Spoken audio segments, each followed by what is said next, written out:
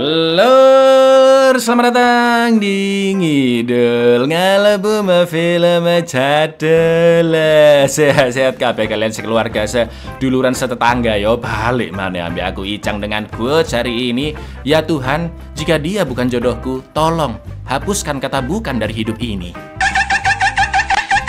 Sesuai requestan dari kalian, kali ini kita akan mengidul film yang mantap, seru kali pokoknya lur, bergenre action kriminal drama. Film ini berjudul The Next 3 Days tahun 2010, mengisahkan tentang seorang pria yang berencana membawa kabur istrinya dari penjara karena dituduh melakukan pembunuhan dan dihukum seumur hidup. Tentunya rencana kabur harus sangat-sangat matang karena polisi akan dengan cepat memblokade jalan, tol maupun transportasi umum di seluruh negara bagian. Seperti apakah keseruan film satu ini? Langsung aja kita ke requestan pertanyaan ngawur dari dulurku Barbar mode on ya bang. Mau nanya kalau gigi kita goyang mending dicabut apa disawer? Sebuah pertanyaan yang luar biasa tolol ya ini. Disawer lur biar makin beringas goyangannya. Monggo skecaken. Three passports, driver's license, security number. What's your face again? You gonna lose.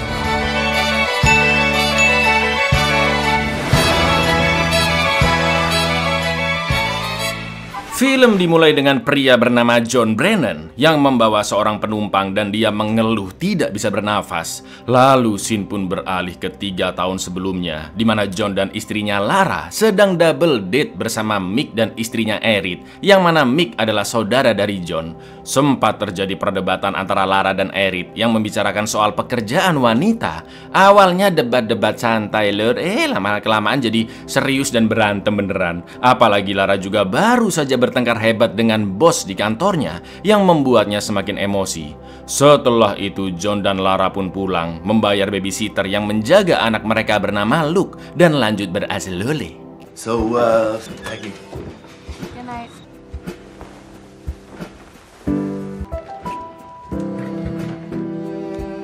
Esok paginya seperti biasa Lara meminta foto selfie keluarga yang akan rutin dia lakukan sampai Luke berusia 18 tahun sebagai kenang-kenangan mereka. John yang seorang profesor dan bekerja sebagai dosen ada jadwal mengajar sampai jam 3 sore dan meminta Lara menjemput Luke di tempat penitipan anak. Lara pun mengingatkan John untuk menelpon ayahnya yang ulang tahun, tapi John enggan melakukannya karena hubungan mereka memang tidak baik-baik saja. Setelah menyuntikkan insulin untuk mengontrol gula darahnya, Lara pun bersiap-siap OTW ke kantor dan mengambil mantel yang kemarin dia pakai lur. Akan tetapi betapa terkejutnya dia melihat noda darah di sana. Dan ketika sedang membersihkannya, tiba-tiba sekelompok polisi menerobos masuk dan menangkap Lara yang dituduh sebagai pelaku pembunuhan bos perusahaannya yaitu Elizabeth. Sedangkan John yang berusaha melawan akhirnya ikut diamankan dan meninggalkan anak mereka Luke yang menangis ketakutan. Mommy is always scolding daddy, okay? This is an arrest warrant for Brennan. It's a search warrant for... Okay, buddy! It's okay! Luke! Barbara Brennan? Yes. And I will arrest you for the murder.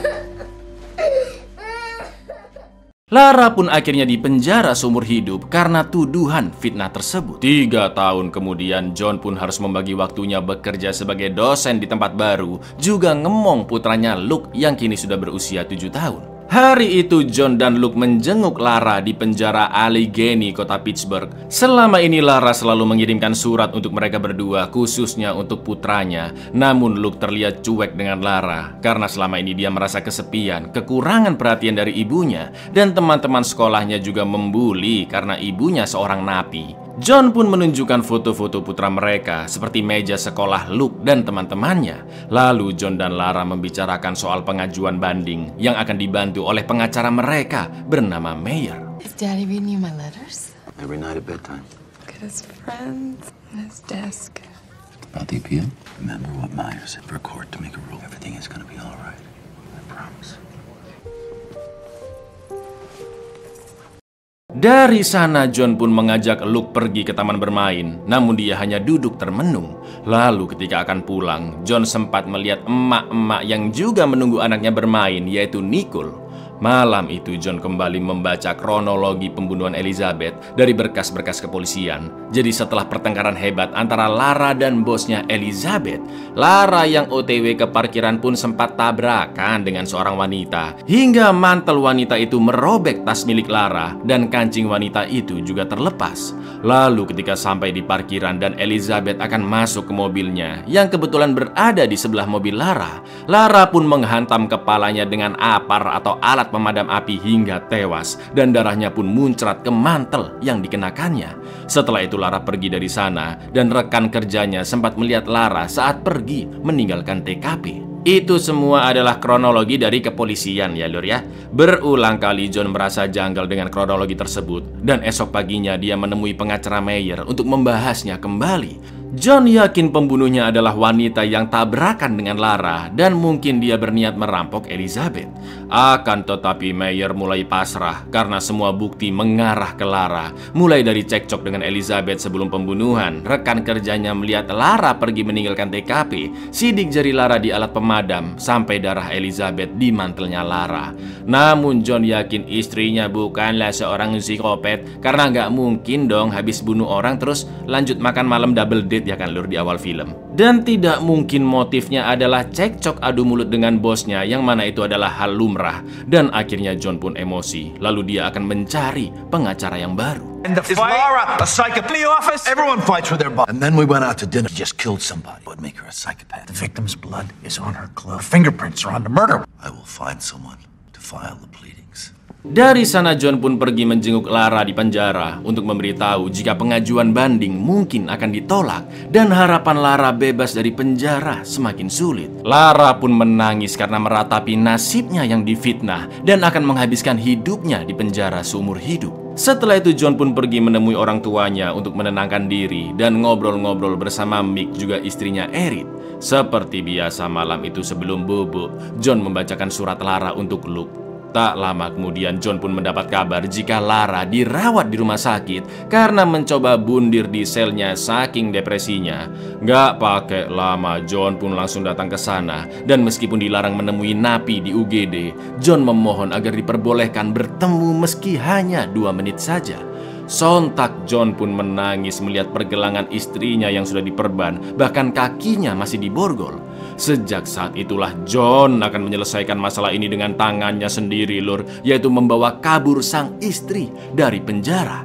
Dan inilah 3 hari ke depan, bersiaplah ya lur ya, karena film ini sangat-sangat seru sumpah deh, dan menegangkan sekali dari awal sampai akhir lur. Yes, that's in there. But what is it about?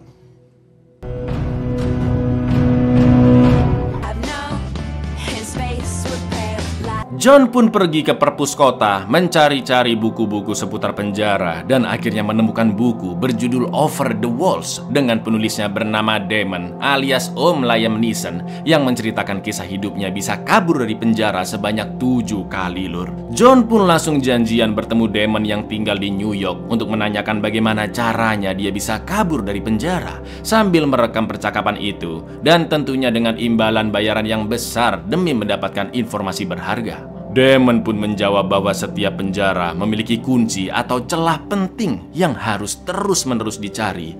Maka dari itu rencana untuk kabur benar-benar harus matang.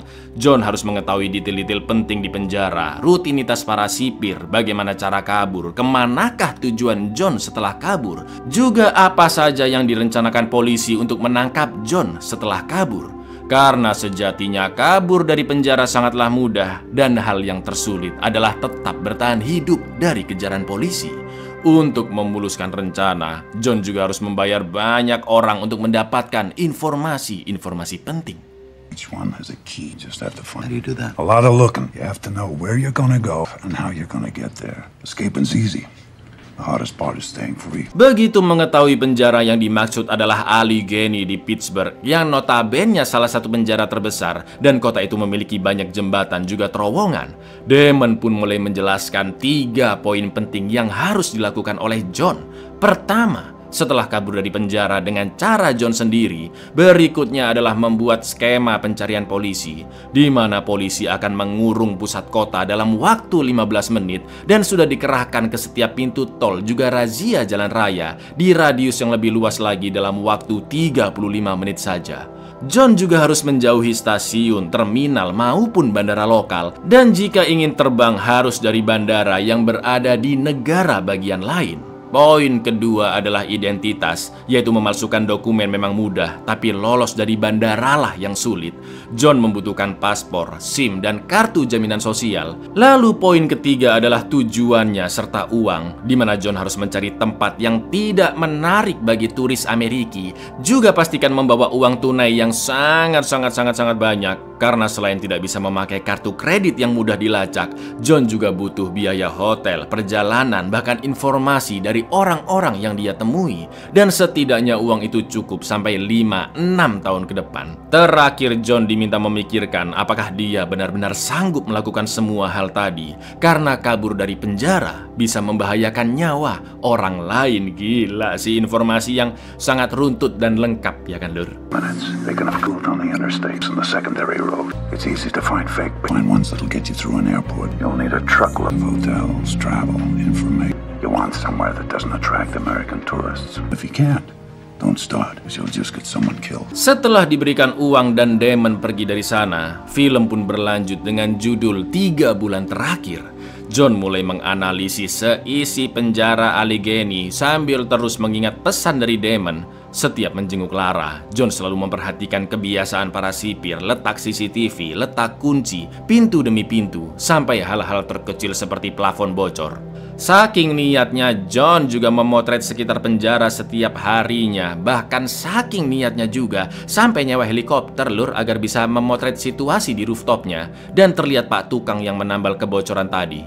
John juga belajar editing foto tipis-tipis untuk memalsukan dokumen. Selain itu, John membeli obat pereda nyeri ke mas-mas pengedar ilegal dan bertanya di manakah dia bisa mendapatkan paspor, yang akhirnya John diarahkan untuk bertemu kenalannya di sebuah bar. Akan tetapi saat menemuinya, dan John meminta 3 paspor, 3 SIM, juga 3 kartu jaminan sosial dengan foto yang sudah dia siapkan, ternyata John ditipu, Lur. Dia langsung dihajar si pengedar dan kenalannya, lalu dicolong seluruh uang yang dia bawa saat itu. I need some passport. Hey, go to the bar. Ask You hard? 3 passports, driver's license, security number. Let's see your face again. You gonna lose an eye. Meski apes sampai dihajar, namun John tetap kekeh mencari informasi orang yang bisa memalsukan dokumen. Sampai akhirnya ada seorang anak motor yang tuli membuntuti John sampai ke rumahnya, dan dia mengatakan bisa membantu memalsukan dokumen karena ternyata pria ini ada di bar sebelumnya dan mengetahui apa yang dibutuhkan John hanya dengan membaca gerak bibirnya. Meski biayanya sangat-sangat mahal, yaitu $3.700, namun John yang percaya pun langsung memberikan uangnya, dan pria ini memberitahu lokasi pengambilan beserta waktunya. Esok harinya sebelum bertemu untuk transaksi dokumen, John sempat membeli pistol untuk berjaga-jaga karena bisa-bisa dia ditipu lagi, ya kan? Tapi ternyata tidak, Lur. Pria motor itu datang sesuai janji dan memberikan 3 dokumen yang diinginkannya.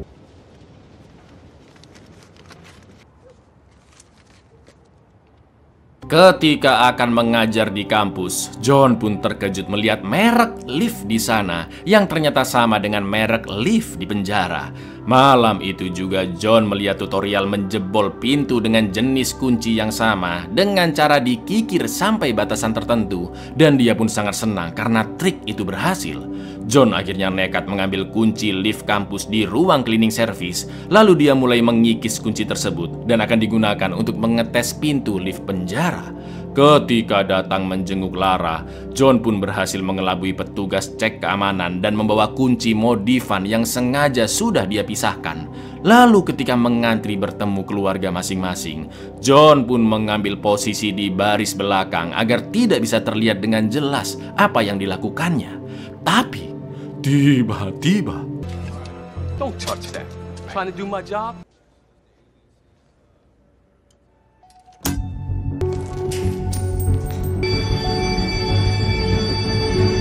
bisa-bisanya kunci patah dong, plak. Dan karena salah satu petugas melihat patahan kunci yang menancap, alarm pun langsung dinyalakan, Lur, dan semua orang yang menjenguk mulai diinterogasi satu persatu.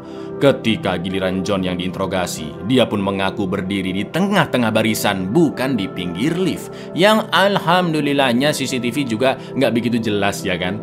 Sipir pun akhirnya percaya, dan dia mengatakan jika memang John lah pelakunya, maka bisa dipastikan anaknya akan hidup terlantar karena kedua orang tuanya akan dipenjara.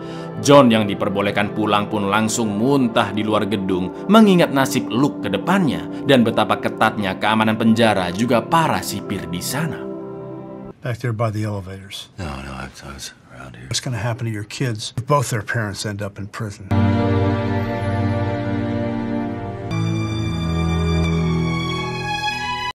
John pun mengajak Luke main ke taman biasanya yang kebetulan bertemu Nicole lagi. Dan mereka pun akhirnya ngobrol-ngobrol karena kedua anak mereka main bareng. Sampai akhirnya John menceritakan jika istrinya masuk penjara karena telah difitnah membunuh seorang wanita. Yang jelas Nicole pun agak terkejut mendengarnya, ya kan? Beberapa hari pun berlalu dan tiba-tiba John teringat foto yang pernah dia ambil, yaitu foto mobil laboratorium kesehatan Pittsburgh yang rutin datang ke penjara. Ya, apakah ini akan menjadi kunci yang dimaksud oleh Damon? John pun mulai mempelajari tentang penyakit diabetes karena istrinya Lara memiliki gula darah cukup tinggi. Juga mempelajari kebiasaan mobil lab tersebut datang di hari apa dan berapa lama petugasnya masuk ke penjara. Setelah itu John mencari di internet cara membobol pintu mobil menggunakan bola kasti yang dilubangi, lalu dipukulkan ke lubang kuncinya. Selanjutnya begitu ada kesempatan si petugas lab masuk ke gedung kantornya, John pun berhasil membobol pintu mobil van-nya, mencari dan memfoto data kesehatan istrinya, lalu segera pergi dari sana tepat sebelum si petugas kembali. Ngeri-ngeri sedap, ya kan?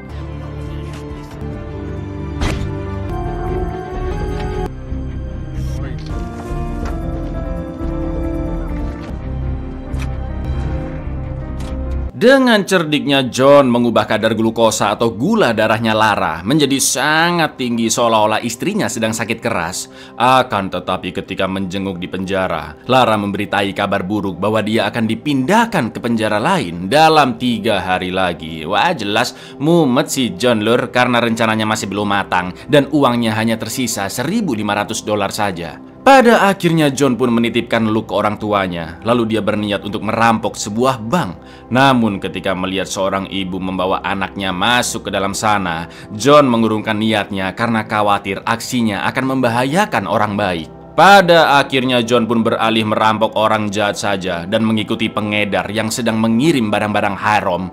Begitu si pengedar sampai di rumah sekaligus gudang penyimpanan barang haram, John pun langsung menodongkan senjatanya, bahkan sampai menembak kaki si pemilik gudang agar mereka semua memberikan seluruh uangnya. Lalu yang terjadi, Tell me, where's your money?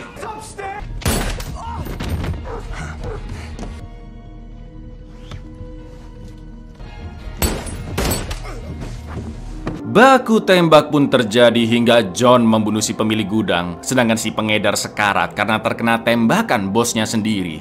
Setelah itu John langsung mengambil tas yang penuh berisi uang hasil jualan barang haram. Namun ketika akan kabur, si pengedar memohon agar John membawanya karena dia tidak mau mati di sana.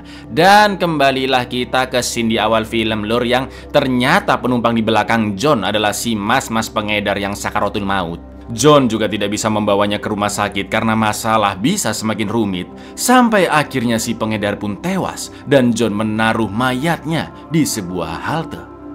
I can't breathe.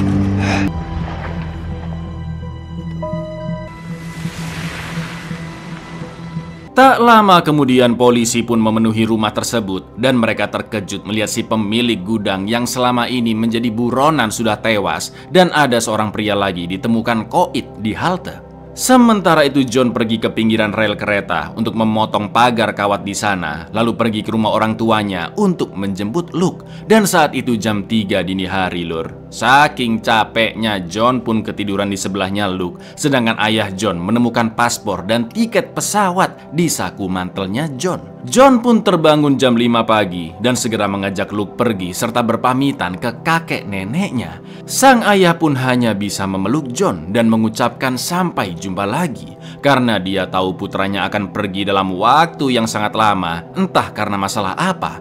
Namun sebagai seorang ayah, dia hanya bisa mendoakan yang terbaik untuk John. Goodbye. Dari sana John pun menyewa mobil baru agar sulit dilacak. Mereka berdua pulang ke rumah untuk packing barang-barang seperlunya. Dan tak lupa John juga merobek seluruh kertas maupun foto-foto di tembok karena dia tahu polisi akan datang ke rumahnya. Dan jika bukti-bukti itu ditemukan, maka rencana John akan terkuak dan lokasi tujuannya bisa terlacak.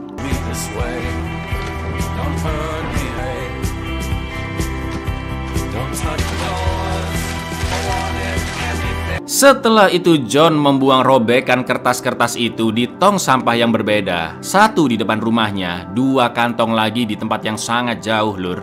John juga memutus saluran komunikasi laboratorium kesehatan Pittsburgh tepat ketika supir yang bertugas ke penjara Allegheny baru OTW. Langkah berikutnya adalah mengikuti mobil si petugas lab sampai dia berhenti di suatu tempat dan John segera mengganti data kesehatan Lara dengan yang palsu.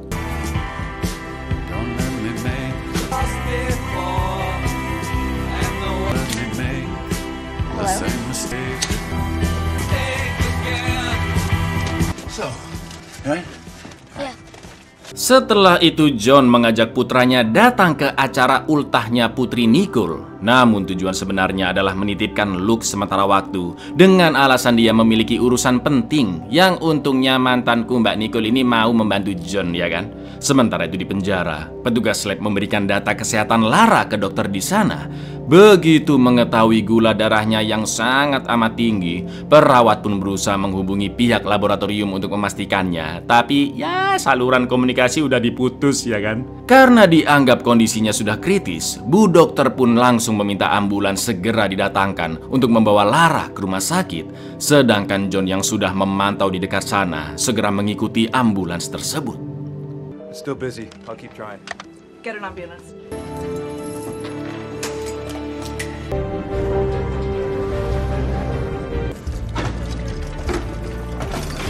Di lain sisi, polisi bernama Nabulsi dan rekannya yang sebelumnya datang ke TKP gudang barang haram berhasil melacak mobil si pelaku, yaitu John, suami dari Lara yang dipenjara seumur hidup karena telah membunuh. Gak pakai lama mereka berdua pun mendatangi kediaman John yang of course udah kosong, ya kan? Akan tetapi Nabulsi yang memiliki intuisi tajam sangat yakin ada sesuatu yang direncanakan oleh John, apalagi setelah melihat banyak bekas tempelan di dinding. Saat mendapat informasi bahwa Lara sedang dipindahkan ke rumah sakit, Nabulsi pun segera memerintahkan satuan polisi mengamankan Lara dalam waktu kurang dari 10 menit.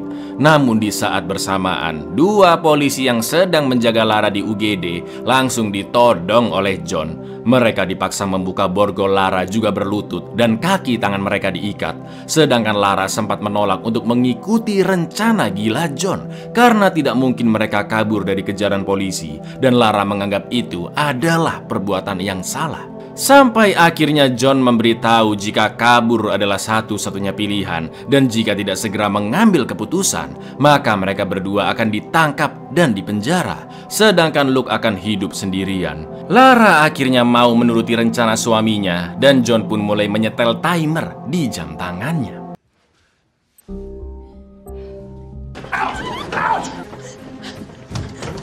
Hey, boy. You have units at every exit. You will be shot. Laura, take your coat off. Dengan cerdiknya John melemparkan jas lab putih mereka ke tangga darurat dan berhasil mengecoh Nabulsi serta polisi lainnya. John dan Lara yang kembali ke lantai utama pun kabur lewat pintu belakang sampai menyeberangi jalan. Lalu John membalik jaketnya yang ternyata sudah dimodif 2 sisi dengan warna hitam kuning dan memakai topi. Sedangkan Lara diminta untuk menggerai rambutnya karena ternyata saat itu sedang ada pertandingan hoki, Lur. Dan John yang sudah tahu dari jauh-jauh hari memanfaatkan kesempatan itu untuk berkamuflase. Harris, that way. Go! Sayangnya Nabulsi melihat John dan Lara yang berada di stasiun kereta bawah tanah. Dan begitu mereka masuk ke dalam kereta, Nabulsi langsung memerintahkan agar stasiun diblokade dari dua arah, juga menghentikan kereta tersebut. Bahkan Nabulsi sampai berlari mengejar di rel. Dalam waktu singkat polisi langsung memblokade dari dua arah dan helikopter juga dikerahkan. Tapi tenang lur, skema polisi sudah diketahui oleh John. Dia pun menarik tuas rem darurat kereta, tepat di mana John memotong pagar kawat sebelumnya.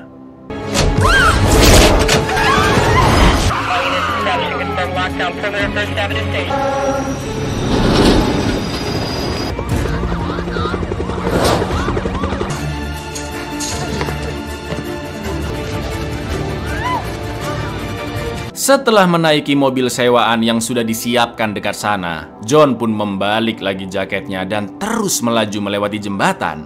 Ya, tahap pertama sudah selesai lur, yaitu melewati radius polisi yang memblokade pusat kota. Karena tepat ketika John sudah melintasi jembatan kurang dari 15 menit, mobil polisi pun mulai berdatangan memblokade jembatan tersebut. Luar biasa tepat waktu sekali.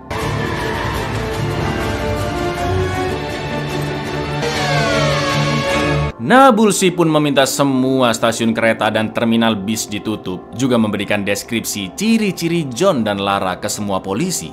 Sedangkan John dan Lara langsung menuju rumah Nicole untuk mengambil Luke. Namun ternyata anak-anak sedang dibawa halan-halan ke Bonbin dan akan kembali sekitar 1 jam lagi. Wah, kelamaan ya kan, mau nggak mau John pun pergi ke kebun binatang tersebut. Dan menurut Google Maps sekitar 17 menit. Yang jadi masalah lur, timer sudah menunjukkan 24 menit. Padahal di waktu 35 menit, polisi sudah melakukan razia di jalan raya dan di setiap pintu tol dalam radius yang lebih luas. Jadi jelas nggak bakal keburu.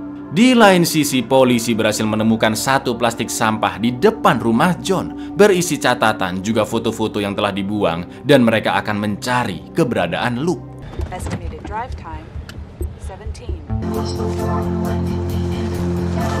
Check the neighbors. Looking for the anything they've noticed in the last few. Karena khawatir waktu tidak akan cukup, John memutuskan untuk tidak mengambil Luke dan untuk sementara akan tinggal bersama orang tuanya sampai ada kesempatan di lain waktu untuk membawa putranya kembali. Mendengar itu, Lara yang takut putranya kenapa-kenapa juga khawatir rencana kabur itu tidak akan sukses, tiba-tiba mencoba untuk bundir dan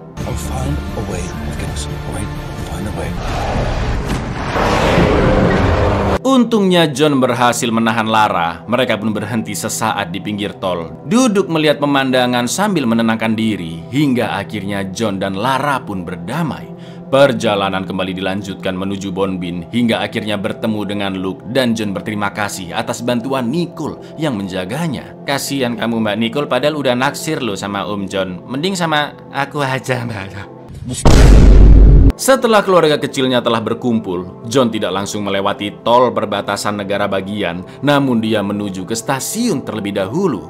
John yang tahu polisi pasti sudah menyebarkan ciri-ciri mereka, memanfaatkan kondisi stasiun yang telah ditutup dengan menawari sepasang mbah-mbah nebeng bersamanya ke kota sesuai tujuan John, yaitu kota Buffalo. Dugaan John ternyata benar lur, polisi hanya diperintahkan untuk mencari pasangan paruh baya dengan seorang anak laki-laki. Dan tentunya kedua mbak-mbak itu seperti orang tua John, ya kan? Lalu, yang terjadi? Are you sure $20? Going that way anyway.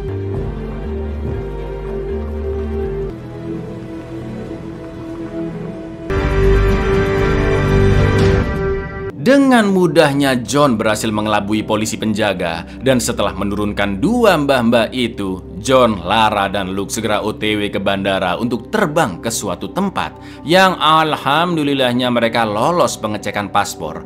Sementara itu dua detektif yang dulu menangkap Lara 3 tahun lalu, sebut saja mereka Paijo dan Painem ya kan, sangat terkejut mengetahui Lara telah dibawa kabur dari penjara oleh suaminya. Dari sampah-sampah yang didapatkan, polisi pun mencoba merangkainya untuk mendapatkan petunjuk kemanakah John sekeluarga akan pergi. Namun karena hanya satu plastik sampah saja yang ditemukan, rangkaiannya pun tidak sempurna. Kedua ortu John juga dipanggil, namun tidak ada informasi yang berarti karena mereka juga tidak tahu apa-apa.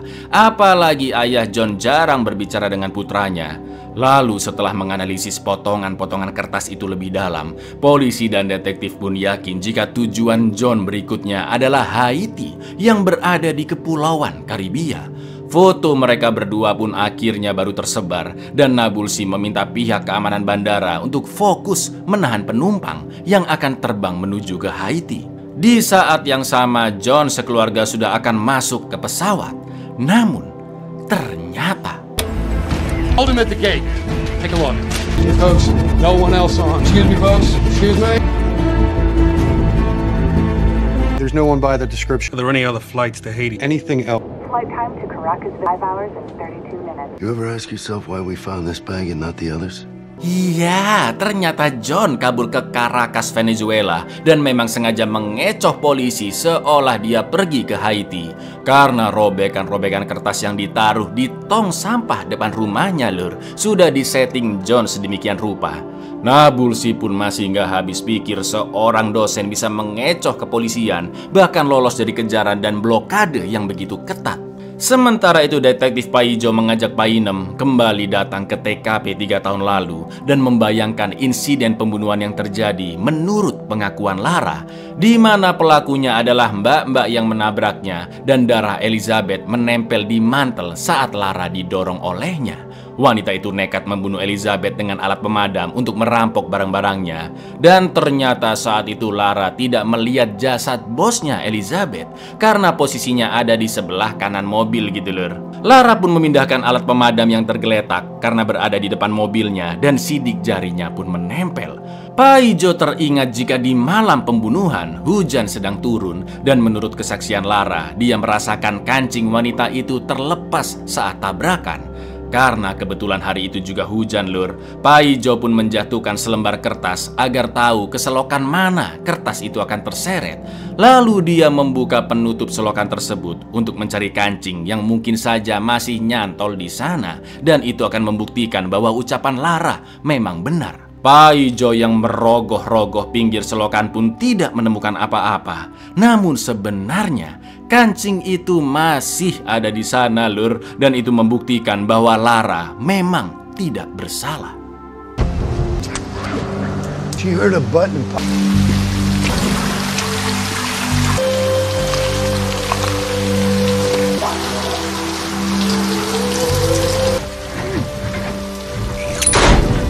Film pun ditutup dengan John, Lara, dan Luke yang berada di sebuah hotel di Caracas. Betapa lega dan bahagianya John karena rencana untuk membawa istrinya kabur dari penjara telah berhasil. Dan kini mereka pun bisa berkumpul kembali.